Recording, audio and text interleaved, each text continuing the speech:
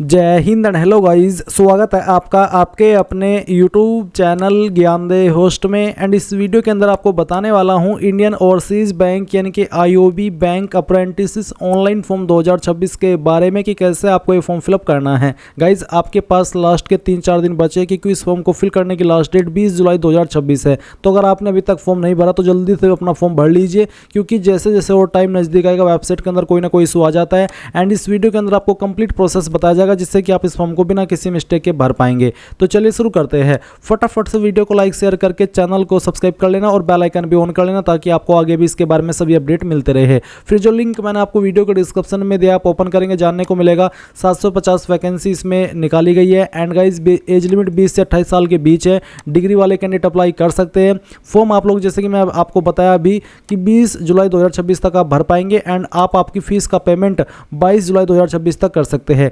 Online examination date आपकी 2 अगस्त 2026 रखी गई है। अब आप यहां पर इस नोटिफिकेशन में ये देख सकते हैं कि कौन सी स्टेट के अंदर किस कैटेगरी में कितनी वैकेंसी निकाली गई है। अप्लाई करने के लिए एग्जैक्ट क्वालिफिकेशन के बारे में बेसिकली डिग्री ही मांगी है। एंड इसके अलावा यहाँ पर जो छूट मिलेगी एज लिमिट के अंदर वो SC/ST कैंडिडेट को 5 साल की, OBC को 3 साल की मिलने वाली है। ये अपर एज लिमिट के अंदर मिलती है। और बाकी चीज़ें भी आप यहाँ से एक बार चेक कर लेना। और सेम इन्फॉर्मेशन मैंने आपको हमारी वेबसाइट के ऊपर दे रखी है। इसमें आपको फीस का अमाउंट भी देखने को मिलेगा कि टोटल कितना अमाउंट आपको पे करना है। ये आपको यहाँ पर बताया गया है कितना आपको इसमें स्टाइपेंड मिलेगा, मेट्रो में, अर्बन में या फिर सेमी अर्बन रूरल में, ये सब जानकारी दी गई है। एग्जाम का पैटर्न क्या रहेगा वो भी यहाँ पर मेंशन है। तो सभी जानकारी जानने के बाद अगर आप एलिजिबल और आपने अभी तक ये फॉर्म नहीं भरा तो आप इंपॉर्टेंट लिंक के सेक्शन से अप्लाई ऑनलाइन लिंक ओपन करेंगे। आपके सामने यहाँ पर कुछ ऐसा इंटरफेस आएगा जैसे कि आप वीडियो में देख पा रहे हैं। अगर आप इसमें अकाउंट बना चुके हैं इस वेबसाइट के ऊपर तो directly login ID and password डाल करके लॉगिन करके अपना फॉर्म भर लेंगे। बट अगर आप फ्रेशर है तो पहले इसमें आपको रजिस्टर होना होगा। इसके लिए आप यहाँ पर रजिस्टर इसके ऊपर क्लिक करेंगे। इसके बाद गाइज आपको यहाँ पर आपका फुल नेम एंटर करना है जो कि आपका आधार कार्ड में लिखा है, यानी कि सेम नाम जो कि आधार कार्ड में है। उसके बाद आप यहाँ पर आपकी ईमेल आईडी डालेंगे और उसके बाद आपको आपका मोबाइल नंबर डालना है। एंड देन यहाँ पर आप एक पासवर्ड क्रिएट करेंगे जो कि आप अपनी मर्जी से बना सकते हैं। उस पासवर्ड को दोबारा डाल करके वेरीफाई करेंगे और इन सभी जानकारी को चेक करते हुए आप सबमिट के ऊपर क्लिक करेंगे। इसके बाद गाइज जैसे ही आपका रजिस्ट्रेशन कंप्लीट हो जाए तो आपके सामने कुछ ऐसा इंटरफेस आएगा। अब आप यहाँ पर कैंडिडेट लॉगिन इसके ऊपर क्लिक करेंगे और जो भी आपने ईमेल आईडी रजिस्टर किया वो यहाँ पर डालेंगे, अपना पासवर्ड डालेंगे जो भी आपने बनाया था और फिर लॉगिन के ऊपर क्लिक करेंगे। अब आपके सामने यहाँ पर कुछ ऐसा इंटरफेस आ जाएगा। गाइज यहाँ पर सबसे पहले आप आपका फोटो अपलोड कर लीजिए। तो आप अपडेट योर प्रोफाइल यहाँ पर क्लिक कीजिए और जहाँ पर भी आपकी फोटो फाइल है वो फोटो फाइल सेलेक्ट कीजिए, ओपन कीजिए। आपका फोटो यहाँ पर इस तरह से आ जाएगा। इसके बाद आपको नीचे एप्लीकेंट पर्सनल डिटेल देनी होगी। तो सबसे पहले यहाँ पर दिया आधार कार्ड का नंबर, तो जो भी आपका आधार कार्ड का नंबर है वो आप यहाँ पर डाल दीजिए 12 डिजिट वाला। फिर जो आपकी डेट ऑफ बर्थ है वो डेट ऑफ बर्थ आपको यहाँ पर सेलेक्ट कर लेनी है। पहले आपको यहाँ पर जो आपका ईयर है बर्थ का वो मेंशन कर देना है। इसके बाद आप यहाँ पर आपका मंथ सेलेक्ट कर लेंगे और फिर यहाँ पर डे, तो आपका डेट ऑफ बर्थ आ जाएगा। देन आप आपका जेंडर सेलेक्ट कर लेंगे। फिर मैरिटल स्टेटस क्या है, single, married, divorced, window, legally separated, तो जो भी है वो आप सेलेक्ट कर लेना। PWD स्टेटस अगर आप विकलांग है, अगर हाँ तो यस, नहीं तो आपको नो करना है। फिर कास्ट कैटेगरी क्या है, जनरल हो, SC हो, ST हो, OBC हो या फिर OBC नॉन क्रीमी लेयर हो। ये आपके कास्ट सर्टिफिकेट के ऊपर मेंशन होता है कि आप OBC में क्रीमी लेयर है या फिर OBC नॉन क्रीमी लेयर है। इसके बाद आप यहाँ पर देखेंगे इंग्लिश प्रोफिशिएंसी लेवल, तो आपको यहाँ पर इसमें सेलेक्ट कर लेना है जैसे कि none, not known, basic, beginner, intermediate या फिर एडवांस्ड। तो जैसे कि अगर आप यहाँ पर आपको इंग्लिश नहीं आती है तो आप इसको नन, नॉट नॉन इसके ऊपर क्लिक कर देंगे। बट अगर आपको आती है तो आप बेसिक, बिगिनर सेलेक्ट कर लेंगे। उसके बाद में आपको बताना कि आपको पढ़नी आती है, अगर हाँ तो यस के ऊपर टिक कर देंगे और अगर आपको लिखनी आती है तो यस के ऊपर टिक कर देंगे। और स्पीक में अगर आपको बोलनी आती है तो आप यस करिएगा, नहीं तो आप नो कर सकते हैं। उसके बाद हिंदी प्रोफिशिएंसी लेवल में आपको सेम वे में यहाँ पर बताना है। तो चलिए मैं इसमें एडवांस सेलेक्ट कर लेता हूँ। एडवांस सेलेक्ट करने के बाद में क्योंकि हिंदी तो आपको लिखनी पढ़नी और बोलनी अच्छे से आती होगी तो आप इसमें यस कर देना। उसके बाद में यहाँ पर रीजनल लोकल लैंग्वेज आता है। अगर आपको कोई और रीजनल या लोकल लैंग्वेज आती है जैसे कि उर्दू, पंजाबी, संस्कृत या फिर तमिल, तेलुगु, मलयालम, तो वो लैंग्वेज आप यहाँ पर लिखिए और बता दीजिए कि मुझे लिखनी आती है, पढ़नी आती है या बोलनी आती है। इसके बाद गाइज आप एप्लीकेंट एजुकेशनल डिटेल इसके ऊपर क्लिक करेंगे और इसके ऊपर क्लिक करने के बाद आपको यहाँ पर कंप्लीटेड क्वालिफिकेशन की जानकारी देनी लेनी है गाइज, वो क्वालिफिकेशन जो कि आपकी कंप्लीट हो चुकी है। तो आप यहाँ पर इसमें हाईएस्ट क्वालिफिकेशन सेलेक्ट कर लेंगे। बेसिकली इस वाली वैकेंसी पर भी अप्लाई करने के लिए आपसे ग्रेजुएशन की योग्यता मांगी है, तो आप यहाँ पर ग्रेजुएशन सेलेक्ट कर लेना। फिर यहाँ पर आपको date of last marksheet, last marksheet के ऊपर कौन सी डेट है या फिर किस डेट में आपकी लास्ट मार्कशीट जारी हुई है, वो पहले मंथ फिर डे और उसके बाद में ईयर। पहले आपको डे नहीं बल्कि मंथ देना होगा और फिर डे और उसके बाद में ईयर। करंटली परसुइंग, अगर आप अभी कुछ को कर रहे हैं तो यस, अगर आपने वो कंप्लीट कर लिया तो आप नो कर देना। फिर आप यहाँ पर नीचे देखेंगे एप्लीकेंट एड्रेस डिटेल, आप इस सेक्शन के ऊपर क्लिक करेंगे और जो आपका करंट एड्रेस है वो आप यहाँ पर फिल करेंगे। तो करंट एड्रेस लाइन फर्स्ट 2 के अंदर आप आधा जो आपका एड्रेस का हिस्सा है वो यहाँ पर टाइप कर देना और जो बाकी बचता है वो आप एड्रेस लाइन 2 में फिल कर देना। उसके बाद आप यहाँ से आपकी स्टेट सेलेक्ट कर लेंगे। फिर आपकी डिस्ट्रिक्ट कौन सी है वो डिस्ट्रिक्ट आपको यहाँ पर सेलेक्ट कर लेनी है। आपका सिटी या टाउन या विलेज कौन सा है वो आप यहाँ पर लिख देंगे और अपना पिन कोड भी आपको यहाँ पर डाल देना है। नीचे आता है परमानेंट एड्रेस, ऊपर आपने प्रेजेंट एड्रेस भरा, नीचे आपको परमानेंट एड्रेस भरना है। अगर आपका प्रेजेंट एड्रेस और परमानेंट एड्रेस एक ही है तो जो एड्रेस आपने ऊपर भरा वही आप यहाँ पर नीचे भर दीजिएगा। इसके बाद आप यहाँ पर सेव के ऊपर क्लिक कीजिएगा। सेव के ऊपर क्लिक करने के बाद आप देखेंगे कैंडिडेट प्रोफाइल अपडेटेड सक्सेसफुली। अब आपको यहाँ पर नीचे अपलोड ऑल रिक्वायर्ड डॉक्यूमेंट्स, यानी कि जो यहाँ पर जरूरी डॉक्यूमेंट है वो अपलोड करने हैं। तो पहले आप देख सकते हैं आधार कार्ड फ्रंट साइड आपको अपलोड करना होगा। फिर यहाँ पर आधार कार्ड का जो बैक साइड है वो अपलोड करना है। 10th की मार्कशीट अपलोड करनी है, 12th की मार्कशीट या सर्टिफिकेट अपलोड करना है, ग्रेजुएशन की मार्कशीट और आपका जो कास्ट कैटेगरी सर्टिफिकेट है, अगर आप ओबीसी है या फिर SC ST है तो वो आप यहाँ पर अपलोड करेंगे।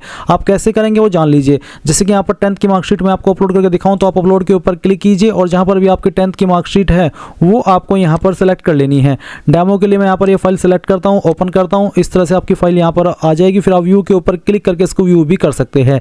इसके बाद यहाँ पर गाइस जैसे ही इन सभी डॉक्यूमेंट्स को आप यहाँ पर अपलोड कर देंगे, आप नीचे देखेंगे एडिशनल डॉक्यूमेंट। तो अगर आपका कोई एडिशनल डॉक्यूमेंट है वो भी आप यहाँ पर दे सकते हैं। फिर नीचे आता है लुकिंग फॉर, आप यहाँ पर अप्रेंटिसशिप के लिए देख रहे हैं या जॉब के लिए, तो आप यहाँ पर अप्रेंटिसशिप सिलेक्ट करेंगे, यहाँ पर टिक करेंगे और प्रोसीड के ऊपर क्लिक कर देंगे। इसके बाद आपको यहाँ पर अप्रेंटिसशिप डिटेल्स के अंदर देखने को मिलेगा कि if you have previously participated in any apprenticeship program और signed and apprenticeship contract even if you left it midway you are not eligible to apply for another apprenticeship. यानी कि अगर आपने पहले किसी अन्य ऑर्गेनाइजेशन से अप्रेंटिसशिप की है, फिर अप्रेंटिसशिप करते समय उसको बीच में छोड़ दिया था, तो आप इसमें अप्लाई करने के लिए एलिजिबल नहीं है। साथ ही I have acknowledged and confirm that I accept full responsibility for the information provided if I apply for another apprenticeship despite this condition I shall be. Basically आप यहाँ पर ये कह रही है कि अगर मैंने ऐसा कुछ किया है, मैंने पहले भी अप्रेंटिसशिप कर लिया और दोबारा मैं इसमें अप्लाई कर लूँ तो मेरे ऊपर आप कोई भी एक्शन लेना चाहे तो ले सकते हैं।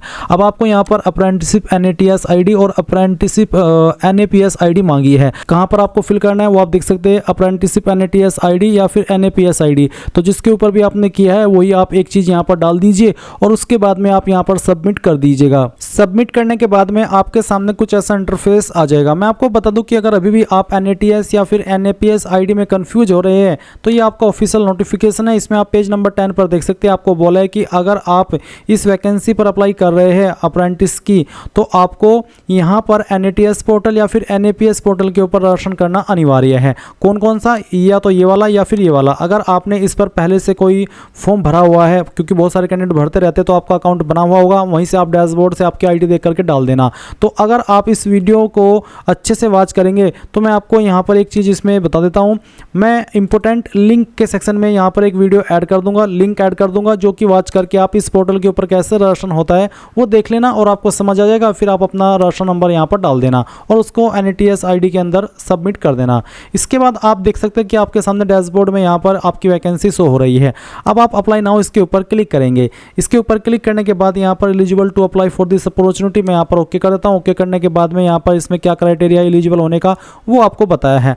आप यहाँ पर इसमें देखेंगे please confirm that your graduation result will be declared on और बिफोर। क्या आपका ग्रेजुएशन का रिजल्ट 31/7/2026 से पहले डिक्लेयर्ड हो जाएगा?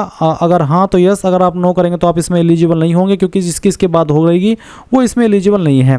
और फिर मैं यहाँ पर टिक कर देता हूँ। उसके बाद यस कन्फर्म इसके ऊपर क्लिक करता हूँ और उसके बाद यहाँ पर सबमिट के ऊपर क्लिक करता हूँ। अब आपको यहाँ पर आपका पासपोर्ट साइज फोटोग्राफ अपलोड करना है, जिसका फॉर्मेट JPEG PNG या फिर JPG साइज 2 MB से कम, वो आप अपलोड करेंगे। तो आप यहाँ पर चूज फाइल इसके ऊपर क्लिक कीजिए, जहाँ पर भी आपकी फोटो फाइल है सिलेक्ट कीजिए। उसके बाद में यहाँ पर ओपन कीजिए, आपकी फोटो फाइल इस तरह से आ जाएगी। फिर यहाँ पर आपका जो सिग्नेचर है, सिग्नेचर आप अपलोड कर देंगे, फाइल सेलेक्ट करेंगे, ओपन करेंगे, सिग्नेचर भी यहाँ पर आ चुका है। उसके बाद यहाँ पर टिक करेंगे और उसके बाद फाइनल सबमिट के ऊपर क्लिक कर देंगे। देख लीजिए यहाँ पर आपका फॉर्म एक तरफ से सबमिट हो चुका है। अब इसमें कुछ डॉक्यूमेंट्स हो रहे हैं। मैंने पहले भी इस वेबसाइट का इस्तेमाल करके कई सारे अप्रेंटिस के फॉर्म भरे हुए हैं, इसलिए मैंने ये सभी डॉक्यूमेंट यहाँ पर अपलोड करके रखे हैं। अगर आप फर्स्ट टाइम कर रहे हैं तो आपको यहाँ पर इसमें आधार कार्ड फ्रंट साइड अपलोड करनी है। उसके बाद में आपको आधार कार्ड की बैक साइड अपलोड करनी है। 10th की मार्कशीट अपलोड करनी है। अगर आपने 12वीं की जानकारी भरी तो 12वीं की मार्कशीट अपलोड करनी है। ग्रेजुएशन की मार्कशीट अपलोड करनी है। और अगर आप SC ST OBC है तो आपको कास्ट सर्टिफिकेट अपलोड करना है। ये सभी अपलोड करने के बाद आप यहाँ पर इनको व्यू भी कर सकते हैं कि सही से अपलोड हुआ भी है या फिर कोई और डॉक्यूमेंट तो अपलोड नहीं हो गया। एंड इसके बाद आप सबमिट के ऊपर क्लिक करेंगे, देखेंगे डिटेल सबमिटेड सक्सेसफुली। अब आप यहाँ पर इसमें देखेंगे select your preferred location as per the detailed notification. आप कौन सी स्टेट में अप्लाई कर रहे हैं वो स्टेट आपको सेलेक्ट कर लेनी है। उसके बाद में यहाँ पर आप सबमिट इसके ऊपर क्लिक करेंगे। ये डिटेल्स भी आपकी यहाँ पर सबमिट हो चुकी है। अब आपको पे नाउ का ऑप्शन देखने को मिल रहा है। आप यहाँ पर पे नाउ इसके ऊपर क्लिक कीजिए।